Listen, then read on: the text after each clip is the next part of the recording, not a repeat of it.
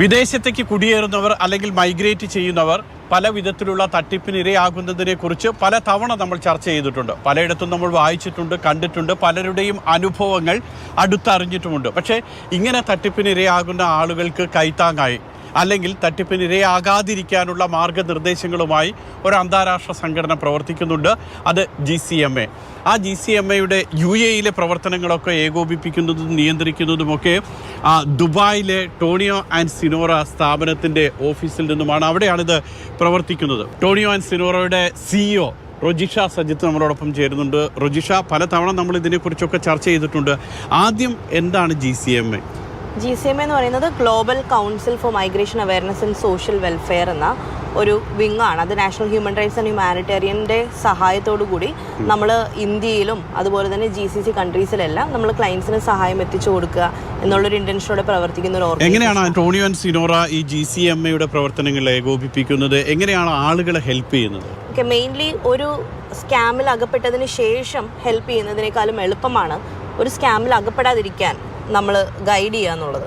അപ്പോൾ ആർക്കെങ്കിലും ഒരു ജോബ് ഓഫർ കിട്ടിയാൽ പോലും, ഇപ്പോൾ യൂറോപ്പ് ആയിക്കോട്ടെ ഏത് കൺട്രിയിലൊക്കെയും അവർക്ക് വർക്ക് വിസയിൽ പോകാനൊരു ജോബ് ഓഫറോ മറ്റോ കിട്ടിയാൽ അത് ജെന്യുവൻ ആണോ, അല്ലെങ്കിൽ അതിൽ എന്തൊക്കെ റിസ്ക് ഫാക്ടേഴ്സ് ഉണ്ട്, ഇതെല്ലാം നമുക്ക് കൃത്യമായിട്ട് ഗൈഡ് ചെയ്ത് കൊടുക്കാൻ പറ്റും. നമുക്കൊക്കെ ഫോൺ കോളുകൾ കിട്ടുന്നുണ്ട് ഇങ്ങനെ തട്ടിപ്പിനിരയായി എന്ന് പറഞ്ഞാൽ. അങ്ങനെ ഒരാൾ UAEയിലോ ദുബായിലോ തട്ടിപ്പിനിരയായാൽ എന്താ ചെയ്യും? പ്രത്യേകിച്ച് ഇപ്പോൾ UAEയുടെ കാര്യം പറയുകയാണെങ്കിൽ നമുക്ക് ലീഗലി ഇത്തരത്തിലുള്ള ഒരു കൺസേൺ ഇടയ്ക്ക് അഡ്രസ്സ് ചെയ്യാൻ സാധിക്കും. സോ അതിന് വേണ്ടിയിട്ട് പ്രത്യേകിച്ച് GCMA വിങ് ത്രൂ നമുക്കത് ലീഗലി ഒരു ഹെൽപ്പ് ക്ലയൻറ്റിലേക്ക് എത്താൻ നമുക്ക് അതിനൊരു ആക്ഷൻ എടുക്കാൻ പറ്റും. GCMA ഒരു ഇന്റർനാഷണൽ ഓർഗനൈസേഷൻ ആയതുകൊണ്ട് കുറെ കൂടി അത് സപ്പോർട്ടീവ് ആയിരിക്കും. തീർച്ചയായിട്ടും അത് ടോണിയോ ആൻഡ് സിനോറയ്ക്ക് GCMA ആയിട്ട് കോർഡിനേറ്റ് ചെയ്യാൻ പറ്റും. തീർച്ചയായിട്ടും. Tonio and Sinora law firm Australia based ആണ്. എങ്ങനെയാണ് UAEയിൽ ദുബായിൽ എത്തുന്നത്? അങ്ങനെ ഒരു വരാനൊരു കാരണം ഉണ്ടാകുമല്ലോ. 2012 മുതൽ ഓസ്ട്രേലിയയിലുള്ള ഒരു ലോ ഫോമാണ് ടോണിയോ ലോയേഴ്സ്. അപ്പോൾ ടോണിയോ ലോയേഴ്സ് നമുക്ക് GCCയിലെ ക്ലയൻസിലേക്ക് ഹെൽപ്പ് എത്തിക്കുക എന്നുള്ള ഒരു വലിയ മിഷനോട് കൂടിയാണ് നമ്മൾ ടോണിയോ ലോയേഴ്സിനെ സമീപിക്കുന്നതും. അങ്ങനെ GCCയിൽ കംപ്ലീറ്റ്ലി നമ്മൾ ഓഫീസ് ഓപ്പൺ ചെയ്യാനൊരു ഡിസിഷനിലേക്ക് എത്തി. അതിൻ്റെ first office last year already നമ്മൾ ദുബായിൽ ഓപ്പൺ ചെയ്തു. അപ്പോൾ എല്ലാ പ്രോസസ്സും നടക്കുന്നത് ഡയറക്റ്റ്ലി ഓസ്ട്രേലിയയിൽ നിന്ന് തന്നെയാണ്. ഒരു ലോ ഫേം എന്നുള്ള രീതിയിൽ എങ്ങനെയാണ് സപ്പോർട്ട് ചെയ്യുന്നത്? ടോണിയോ ലോയേഴ്സ് ആക്ച്വലി ഇതൊരു മൈഗ്രേഷൻ ഓറിയന്റഡ് ആയിട്ട് മാത്രം പ്രവർത്തിക്കുന്ന ഒരു ലോ ഫേം അല്ല. ഓസ്ട്രേലിയയുടെ ഉള്ളിലുള്ള സകല ലീഗൽ കാര്യങ്ങളും, അപ്പോൾ അതിൽ ലോ എന്ന് പറയുമ്പോൾ ബിസിനസ് ലോ വരും, ക്രിമിനൽ ലോ വരും, ട്രാഫിക് ലോ വരും, മൈഗ്രേഷൻ ലോ, അതെല്ലാം ഇൻവോൾവ് ആയിട്ട് ചെയ്യുന്ന ഒരു ലോ ഫേമാണ്. ആൻഡ് ഒരുപാട് സക്സസ് സ്റ്റോറീസും, അത് ജസ്റ്റ് കൂടുതൽ ആളുകളും ഹെൽപ്പ് ചെയ്യുന്നത് മൈഗ്രേഷനിലെന്ന് പറയുമ്പോൾ കുറേ പെർമനന്റ് റെസിഡൻസി ഡയറക്റ്റ്ലി കിട്ടുന്ന ഓപ്ഷൻസ് ഉണ്ട്. ബൾക്കായിട്ട് ഫയൽ എടുത്തിട്ട് ഇവർ ട്രൈ ചെയ്യും. കുറച്ച് പേർക്ക് കിട്ടും, കുറേ പേർക്ക് കിട്ടില്ല. അങ്ങനെയാണ് കണ്ടുവരുന്നത്. പക്ഷേ ഇതെന്ന് പറഞ്ഞാൽ നമുക്ക് ആക്ച്വലി പല വിസ സബ് ക്ലാസുകൾ വഴിയും ആളുകളെ ഓസ്ട്രേലിയയിൽ എത്തിക്കാൻ ഹെൽപ്പ് ചെയ്തുകൊണ്ടിരിക്കുന്ന ഒരു ലോ ഫേമാണ് ടോണിയോ ലോയേഴ്സ്. ഞങ്ങൾ 15 വർഷമായിട്ട് ഓസ്ട്രേലിയൻ മൈഗ്രേഷൻ ഇൻഡസ്ട്രിയിൽ വർക്ക് ചെയ്യുന്ന ആൾക്കാരാണ്. We have dedicated solicitors and a migration team in our firm. ഞങ്ങളുടെ ഹെഡ് ഓഫീസ് ബേസ് ചെയ്യുന്നത് ബ്രിസ്ബനിലാണ്. ഇതാണ് ഞങ്ങളുടെ ബ്രിസ്ബൻ ഓഫീസ്. ഈ റീസെന്റ് ഞങ്ങളുടെ ഓപ്പറേഷൻസ് ദുബായിലേക്ക് ഞങ്ങൾ വ്യാപിപ്പിച്ചിട്ടുണ്ട്.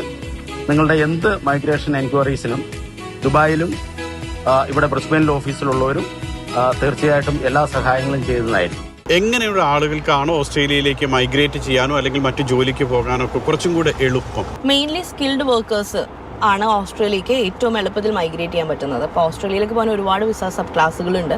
അപ്പോൾ അതിൽ തന്നെ നമുക്ക് ഏജ് 45 വയസ്സിൽ താഴെയായിരിക്കണം. ഓസ്ട്രേലിയൻ ഗവൺമെൻറ്റിൻ്റെ ഒരു ഒക്യുപ്പേഷൻ ഡിമാൻഡ് ലിസ്റ്റ് ഉണ്ട്.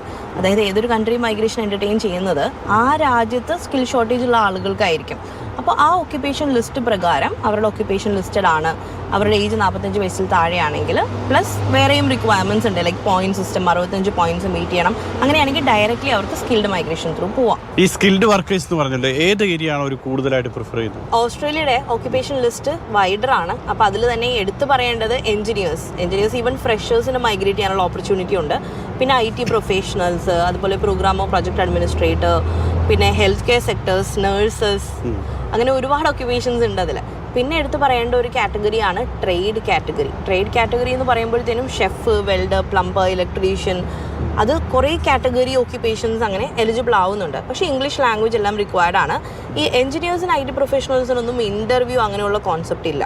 പക്ഷേ ട്രേഡ് കാറ്റഗറി വരുമ്പോൾ അവർക്ക് ക്വാളിഫിക്കേഷൻ നിർബന്ധമല്ല. അതുകൊണ്ട് തന്നെ അവർക്ക് പല തരത്തിലുള്ള ഇൻ്റർവ്യൂസ് അവർ അറ്റൻഡ് ചെയ്യേണ്ടി വരും.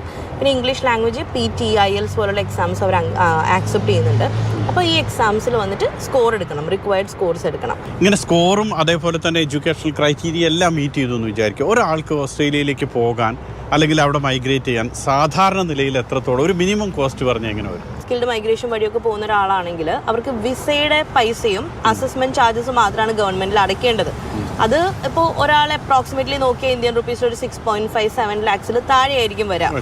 അതായത് ഈ പറയുന്ന ഒരു സ്റ്റുഡൻറ് ഓസ്ട്രേലിയയിൽ ഇത്രയും ലക്ഷം മുടക്കി പോയി വർഷങ്ങളുടെ സ്ട്രഗിൾ കൊണ്ട് കിട്ടുന്ന പെർമനന്റ് റെസിഡൻസി ആണ് അവർക്ക് ഇവിടെ നിന്ന് കിട്ടി അവർ ട്രാവൽ ചെയ്യുന്നത്. അപ്പോൾ അതും ഏറ്റവും കുറഞ്ഞ എക്സ്പെൻസിൽ. അതാണ് ഈ പ്രോഗ്രാമിന്റെ ഹൈലൈറ്റ് എന്ന് പറയുന്നത്. ഓസ്ട്രേലിയൻ ഗവൺമെന്റ് സ്കിൽഡ് മൈഗ്രേഷൻ വഴി വിളിക്കുന്നത് ഇപ്പോൾ ഒരു വർഷം 1,85,000 പേരെയാണെങ്കിൽ അത്രയും പേരെയായിരിക്കും അവർക്ക് ആകെ കോട്ടയുള്ളത്. അപ്പോൾ ബാക്കിയുള്ള ആളുകൾ വെയിറ്റ് ചെയ്യണം. അവർ അപ്ലൈ ചെയ്തിട്ട് അടുത്ത ഇൻടേക്കിലേക്ക് വേണ്ടിയിട്ട് ലൈക്ക് അടുത്ത ഫൈനാൻഷ്യൽ ഇയറിലേക്ക് വേണ്ടി വെയിറ്റ് ചെയ്യണം. ഇതിൽ നമുക്കിപ്പോൾ ചില ഓക്യുപ്പേഷൻസ് ഉണ്ട്, അതിൽ ഡയറക്റ്റ്ലി ജോബ് ഓഫേഴ്സ് ഒക്കെ അവൈലബിൾ ആണെന്നുണ്ടെങ്കിൽ അവർക്ക് കംപ്ലീറ്റ്ലി എംപ്ലോയർ അവരെ സ്പോൺസർ ചെയ്ത് കൊണ്ടുപോകാറുണ്ട്. അതിന് ഏറ്റവും വലിയ എക്സാമ്പിളാണ് നേഴ്സസ്. റജിഷ, ഓസ്ട്രേലിയ മാത്രമാണ് ഇത്തരത്തിൽ ഡയറക്റ്റ് PR കൊടുക്കുന്നത്? ഓസ്ട്രേലിയ മാത്രമല്ല, മെയിൻലി നമ്മളിപ്പോൾ ഇന്ത്യൻ സിറ്റിസൺസിൻ്റെ കാര്യം എടുത്ത് പറയുകയാണെങ്കിൽ ഏറ്റവും കൂടുതൽ ഡയറക്റ്റ് PR പാത്വേ നമുക്ക് റെക്കമെൻഡ് ചെയ്യാൻ പറ്റുന്ന 2 കൺട്രീസ് ഓസ്ട്രേലിയയും കാനഡയുമാണ്. കാനഡയ്ക്കും ഇതുപോലെ തന്നെ പോയിന്റ് ബേസ്ഡ് ഇമിഗ്രേഷൻ സിസ്റ്റം ഉണ്ട്. പക്ഷേ ഡയറക്റ്റ് PR അപ്ലൈ ചെയ്യുന്ന ഒരാൾ മനസ്സിലാക്കേണ്ടത് ഏതെങ്കിലും ഒരു സ്ഥാപനത്തിൽ പോയി പൈസ കൊടുത്ത് അല്ലെങ്കിൽ നേരത്തെ പറഞ്ഞതുപോലെ ഒരു 10 ലക്ഷം രൂപ കൊടുത്ത് നമ്മൾ വെയിറ്റ് ചെയ്തതുകൊണ്ട് ഒരിക്കലും PR കിട്ടണമെന്നില്ല. അതിൻ്റെ പോയിന്റ് സിസ്റ്റം നമ്മൾ അപ്ലൈ ചെയ്യുന്നതിന് മുമ്പ് എത്ര പോയിന്റിലാണ് ഇൻവിറ്റേഷൻ വരുന്നത്, ആ കട്ട് ഓഫ് പോയിന്റിൽ റിലേറ്റ് ചെയ്തിട്ടുള്ളൊരു പോയിന്റ് നമുക്കുണ്ടോ, നമ്മുടെ ചാൻസസ് എത്രയാണ് എന്ന് മനസ്സിലാക്കുക. ആൻഡ് മോസ്റ്റ് ഇമ്പോർട്ടൻ്റ്ലി വെയിറ്റ് ചെയ്യാൻ വില്ലിങ് ആയിരിക്കുക. റൈറ്റ്. ഇതോടൊപ്പം തന്നെ മറ്റൊരു കാര്യം കൂടെ, ഇപ്പോൾ പലയിടത്തും നമ്മൾ പ്രതിഷേധങ്ങൾ കാണുന്നുണ്ട്, പല രാജ്യങ്ങളിലും നമ്മൾ കാണുന്നുണ്ട്, മൈഗ്രേഷനോ അല്ലെങ്കിൽ ഇന്ത്യക്കാരുടെ പ്രൊട്ടസ്റ്റോ ഒക്കെ കാണുന്നുണ്ട്. പക്ഷേ ഇതൊക്കെ നടക്കുമ്പോൾ പോലും യഥാർത്ഥ ക്വാളിഫൈഡ് പ്രൊഫഷണൽ ആണെങ്കിൽ മൈഗ്രേഷന് സ്കോപ്പ് ഇപ്പോഴും ഉണ്ട്. തീർച്ചയായിട്ടും. കാരണം ആ രാജ്യങ്ങൾ മൈഗ്രേഷൻ എൻ്റർടൈൻ ചെയ്യുന്നത് അവർക്ക് യങ് ബ്രെയിൻസ് ആവശ്യമാണ്. ആ കൺട്രിയിൽ ആ സ്കിൽസ് ഷോർട്ടേജ് ഉള്ളതുകൊണ്ടാണ്. അത് ഇന്നും ഇന്നലെയും തുടങ്ങിയതല്ല, ഒരുപാട് ഡീക്കേഡ്സ് ആയിട്ട് നടന്നുകൊണ്ടിരിക്കുന്നതാണ്. അത് ഇനിയും നടന്നുകൊണ്ടേയിരിക്കും. റജിഷ പറഞ്ഞതുപോലെ പലതരത്തിലുള്ള തട്ടിപ്പുകൾ നടക്കുമ്പോഴും അതൊക്കെ അവസാനിപ്പിക്കാനോ പരിഹാരം കാണാനോ ഒക്കെ സഹായിക്കുന്ന GCMA പോലുള്ള ഓർഗനൈസേഷൻസ് ഉണ്ട്.